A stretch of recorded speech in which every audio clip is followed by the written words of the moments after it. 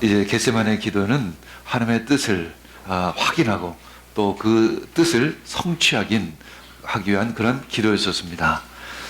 예수님께서 겟세마네에서 기도하는 내용이 바로 이것이었습니다. 될 수만 있으면 이 시간이 자기에게서 비껴달라고 기도하셨습니다. 그리고 이렇게 말씀하셨습니다. 아빠 아버지께서는 모든 일을 하실 수 있사오니 내게서 이 잔을 거두어 주시옵소서. 그러나 내 뜻대로 마시고 아버지 뜻대로 하여 주시옵소서. 예수님께서는 우리에게 참 기도의 모범을 보여주셨습니다. 주님의 뜻을 구하는 기도, 그리고 주님의 뜻을 따르겠다라는 그런 결단의 기도가 바로 겟세마네 기도였던 것입니다. 그것은 하나님의 뜻을 이루기 위해서 자기 자신을 부인하는 자기 부인의 기도였던 것입니다. 우리가 기도를 하는 이유 중에 하나가 바로 자기 자신을 부인하기 위해서 기도하는 것입니다. 우리 스스로를 부인할 때만이 하나님은 우리들을 통해서 하나님의 뜻을 이루실 수가 있습니다. 내가 살아있는 한 하나님이 나를 통해서 역사하실 수가 없습니다. 내가 죽어야만 합니다. 자기 자신을 부인해야만 주님의 뜻을 다룰 수 있습니다. 아마 오늘 아침에도 역시 교회를 그때 예배에 참여할까 말까를 고민하신 분도 있었을 것입니다. 어떤 다른 일이 있었을 수도 있을 것입니다. 자기의 부인을 하지 않으면 세상은 끊임없이 우리를 끌어 잡아당깁니다. 주님께 나아가는 것을 끊임없이 방해할 것입니다. 우리는 끊임없이 자기 자신을 부인하고 주님께 나아가야 하는 것입니다. 그것이 바로 하나님의 미랄의 법칙이기도 하죠. 하나님의 미랄이 땅에 떨어져 죽어야만 그 생명력이 드러나는 것입니다. 죽어야만 사는 것을 의미합니다. 이것이 자연의 법칙이기도 합니다. 어떻게 씨앗이 땅에 떨어져서 썩어야만 새 생명이 움틀 수 있을까? 물론 이것은 너무나도 자연스러운 일이기 때문에 자연스럽게 생각할 뿐이지 이것은 신비한 것입니다. 어떻게 죽어야 싹이 틀까? 그것이 바로 십자가와 부활의 법칙인 것입니다. 주님께서는 이 말씀을 이루시기 위해서, 성취하기 위해서 이 땅 가운데 오셨고 지금 십자가를 향해 달려가고 계신 것입니다. 인간은 언제나 고난과 고통은 피하고 싶어 합니다. 이것이 본능이죠. 고통을 즐기는 자는 없습니다. 만약에 누가 나는 고통을 즐겨, 그러면 속으로 그런 생각을 할 것입니다. 변태 아닌가? 고통을 즐기는 사람은 없을 것입니다. 더군다나 우리는 안락함, 편안함, 나아가서는 어떤 즐거움을 쫓습니다. 그리고 이걸 추구하기 위해서 몸부림을 치기도 하고 때로는 죄를 짓기도 합니다. 쾌락을 추구하기 위해서. 성경은 이것을 바로 죄라고 말하고 있습니다. 우리는 나의 안위와 쾌락을 보장받기 위해서 달려갑니다. 성공을 향해서 달려갑니다. 그러나 예수님의 그 삶은 전혀 달랐습니다. 예수님의 그 방향은 십자가이셨습니다. 예수님이 끊임없이 그 십자가를 향해서 달려오셨던 것이죠. 이제 겟세마네는 그 십자가를 향한 마지막 그 거대한 발걸음이 될 것입니다. 이제 겟세마네는 예수님께는 주님과의 어떤 깊은 교제의 장소입니다. 주님께 드리는 마지막 기도의 시간이었으면 이제 그 동산은 유다로 인해서 이제 배신의 장소로 뒤바뀔 것입니다.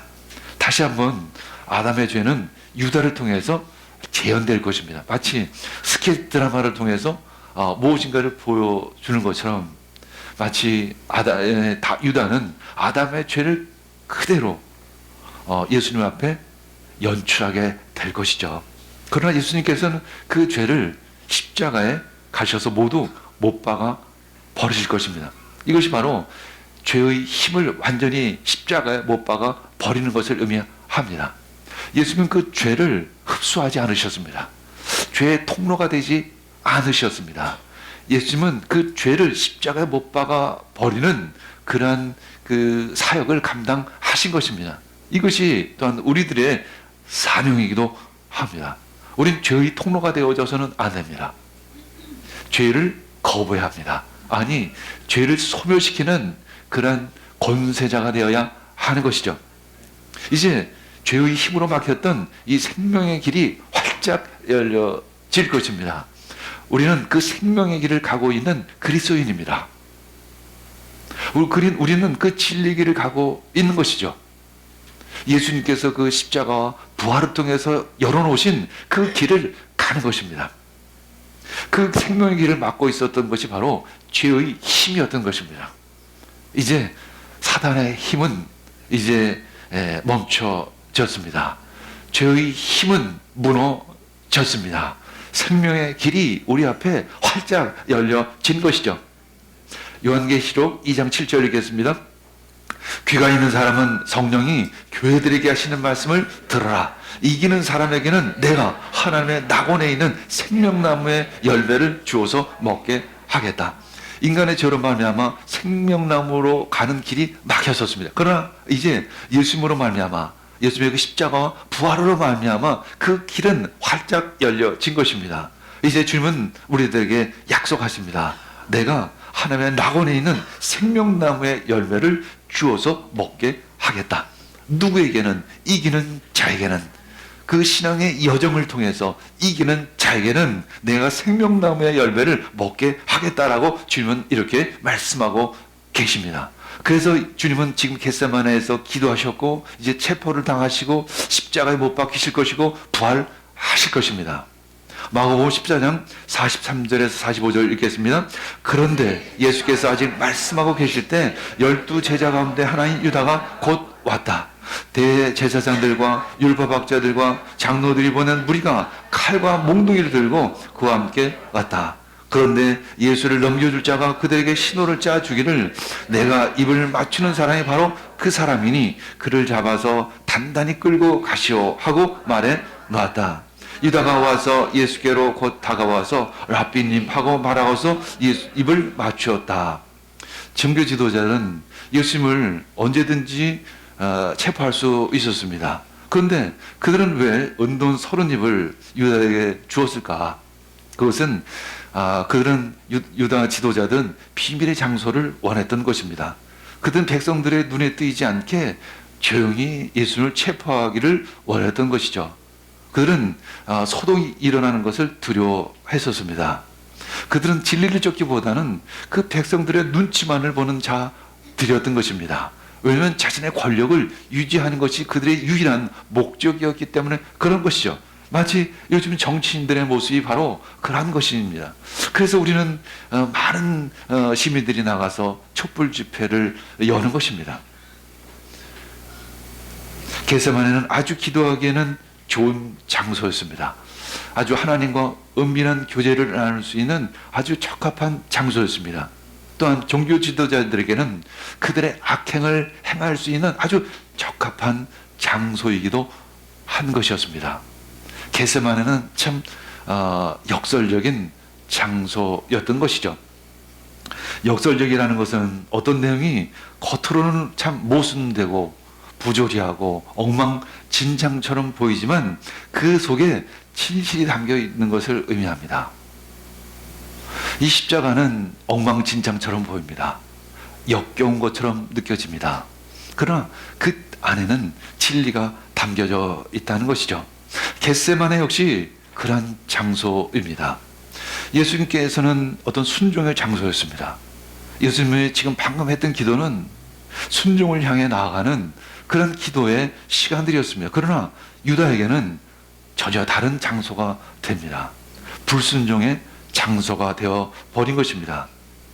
반면에 그곳은 유다의 배반 장소였지만 반면에 또한 하나님의 뜻이 성취되어지는 그런 성취의 장소이기도 하는 것이죠.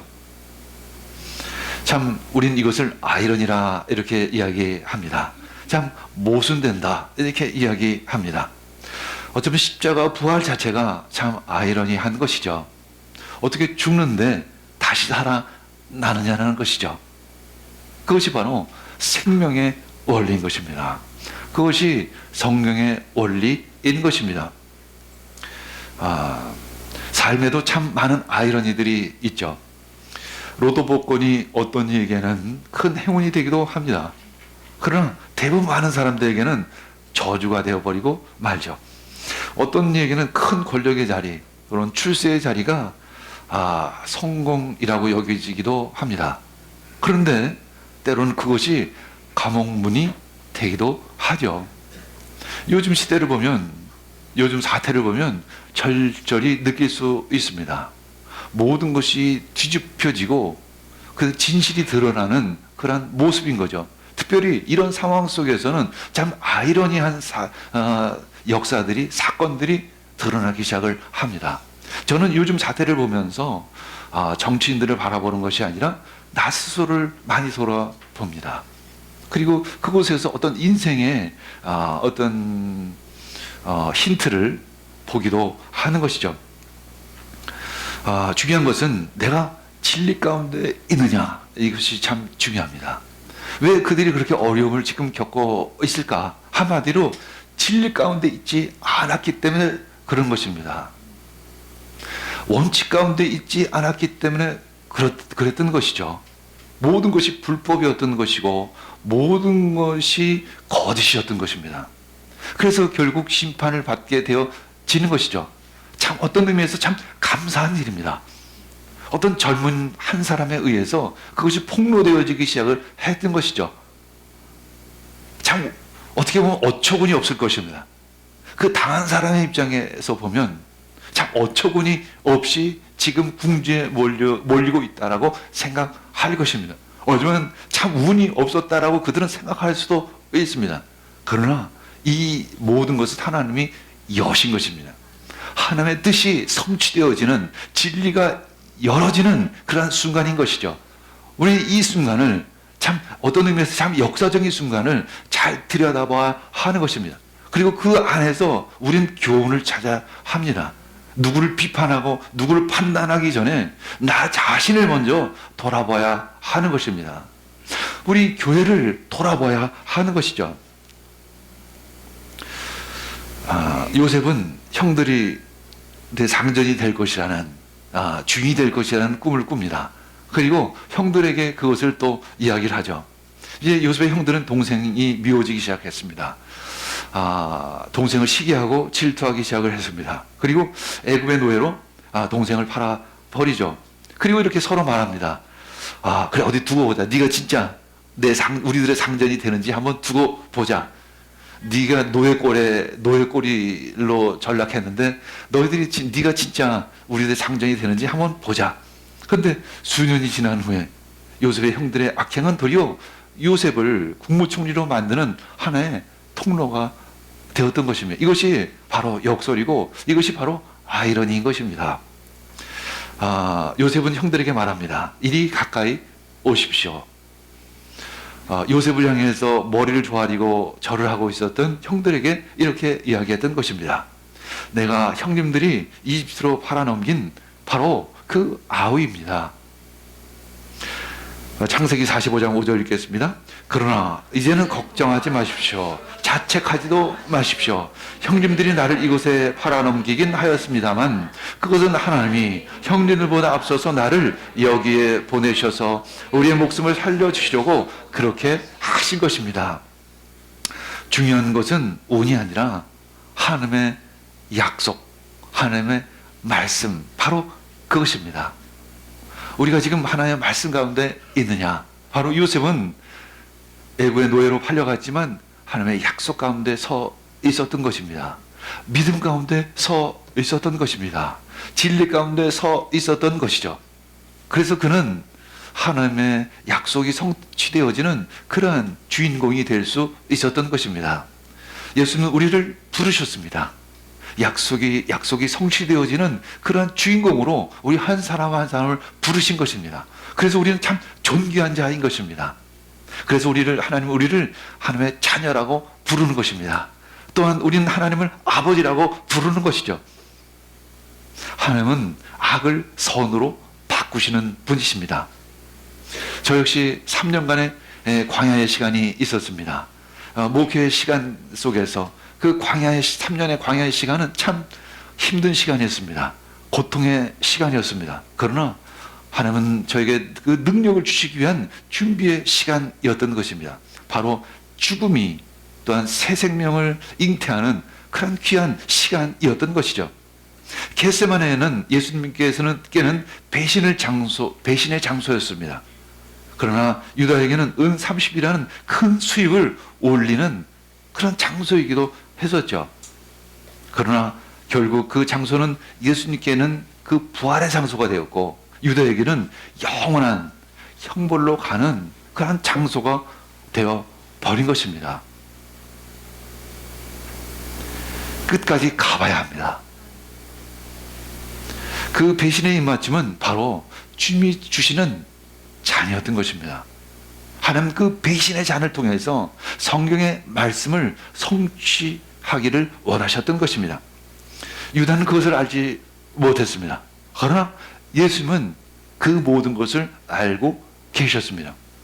유다는 예수님께 다가와서 이렇게 말합니다. 선생님 하면서 입맞춤을 합니다.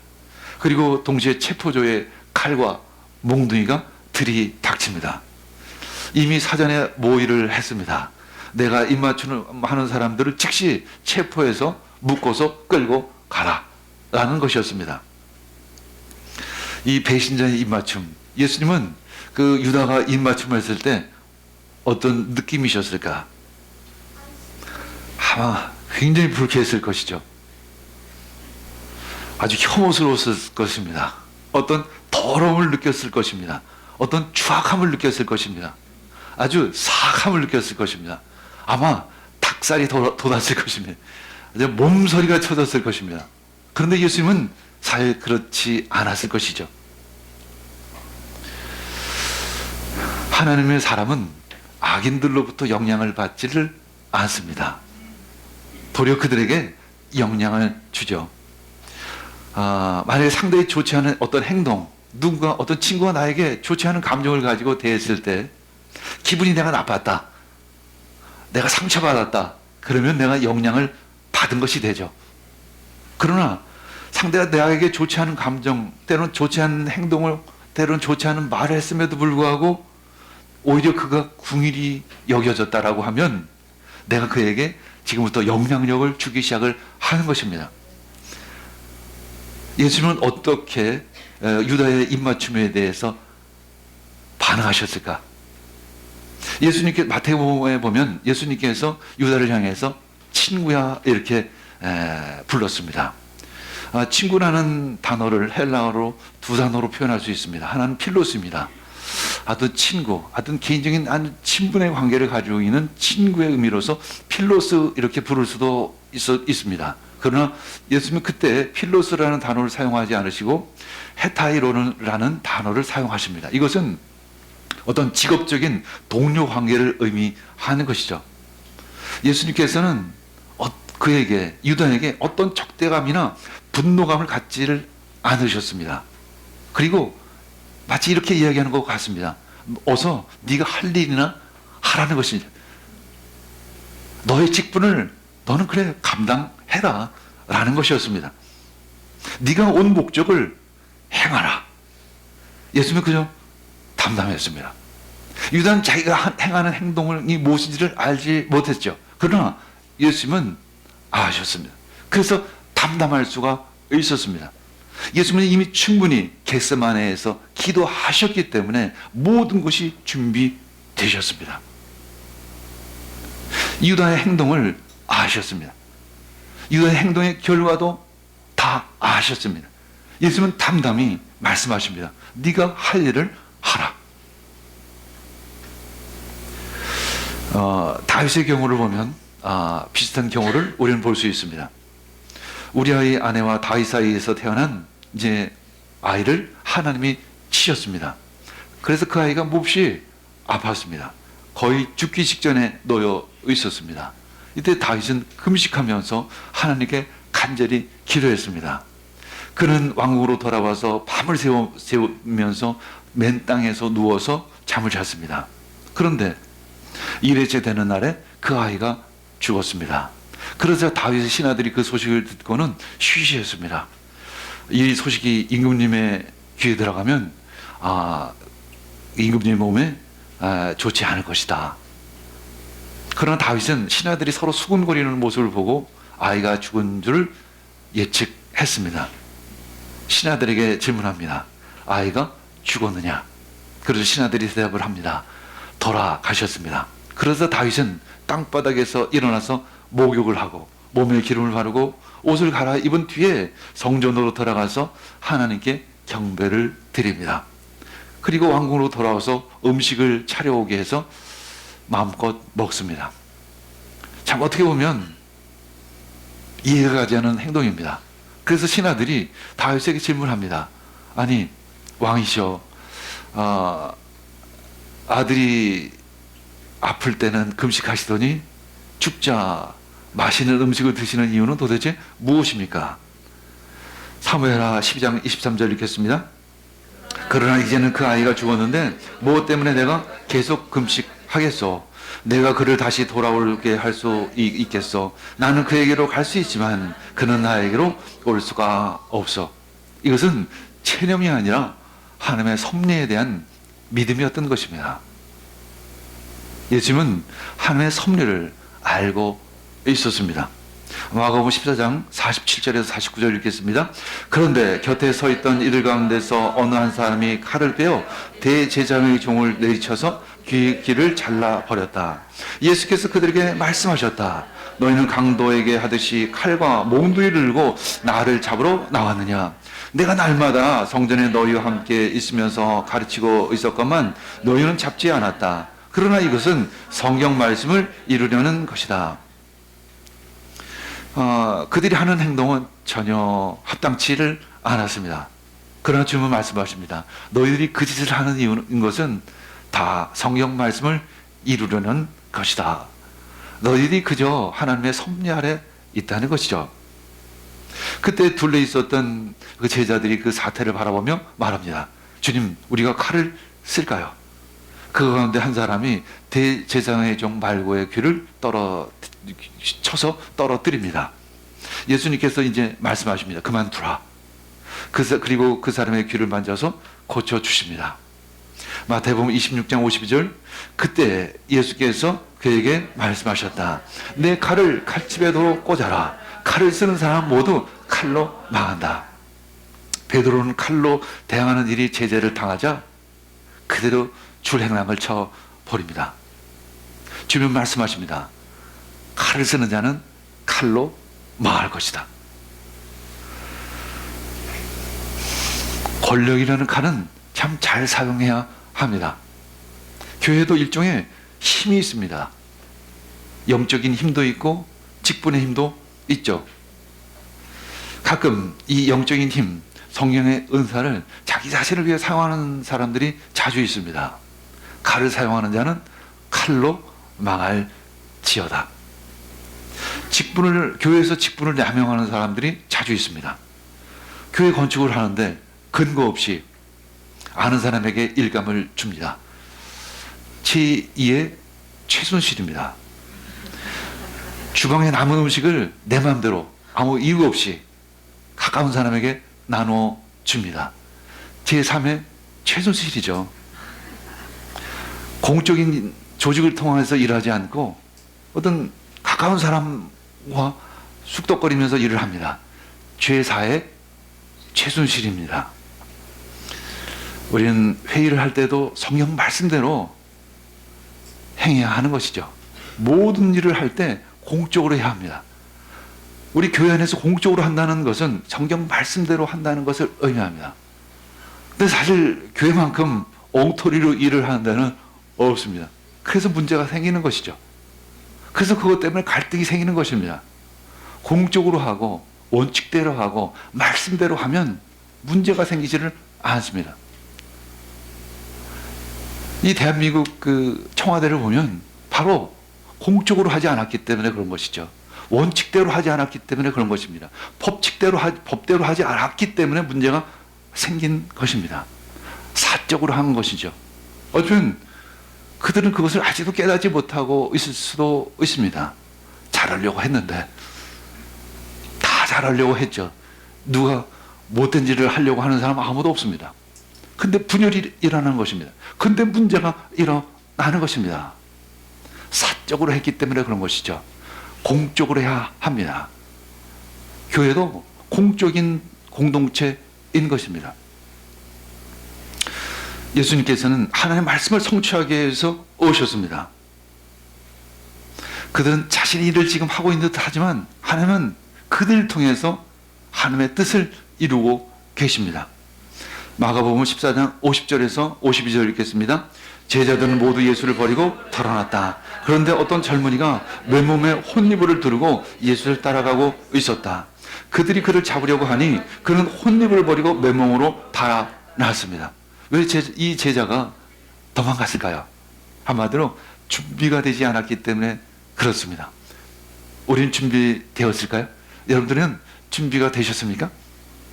이 청년은 아마도 마가일 것이라는 거 많은 이들이 이야기를 합니다.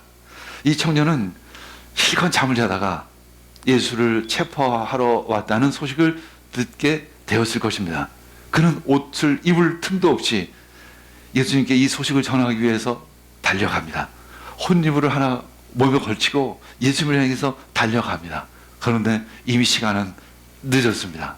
시간이 늦을 수밖에 없죠. 그것은 다 하나님의 계획 안에 있었기 때문에 그런 것이죠. 예수님은 이미 체포당하셨습니다. 이제 예수님의 뒤를 따라가기 시작을 했습니다. 그때 그 체포조들에 의해서 그 마가의 정체가 발각이 됩니다. 그때 그는 혼이불을 팽개친 채 도망치기 시작을 한 것이죠. 아직 준비가 되지를 않았던 것입니다. 예수님을 따를 준비가 되지를 않았던 것입니다. 우리는 예수님의 제자입니다. 그들도 예수님의 제자였습니다. 그러나 예수님을 따를 준비는 전혀 되지 않은 그런 제자였던 것이죠. 깨어 기도하는 자가 영적으로 준비된 자인 것입니다. 준비된 자만이 예수님을 따를 수 있습니다. 준비되지 않으면 본능적으로 행동할 뿐입니다.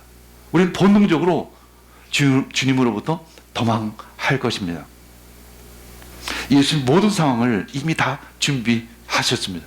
그래서 담담하실 수 있으셨습니다. 그러나 제자들은 아직 전혀 준비되지를 않았습니다. 그래서 그들은 주랭랑을 칠 수밖에 없었고, 그래서 예수님을 부인할 수밖에 없었던 것입니다. 찬양 중에 이런 찬양이 있습니다. 십자가를 질 수 있나? 주가 물어보실 때 죽기까지 따르오리 저들 대답하였다.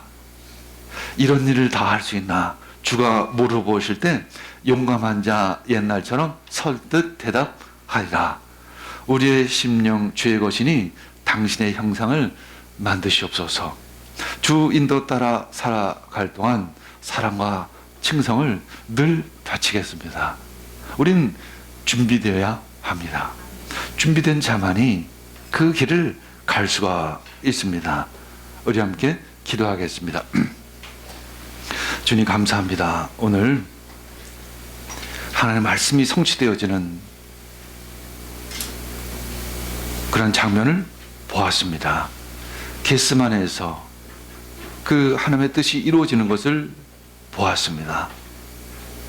주님, 우리가 그것에 준비된 자들이 되게 해 주시옵소서.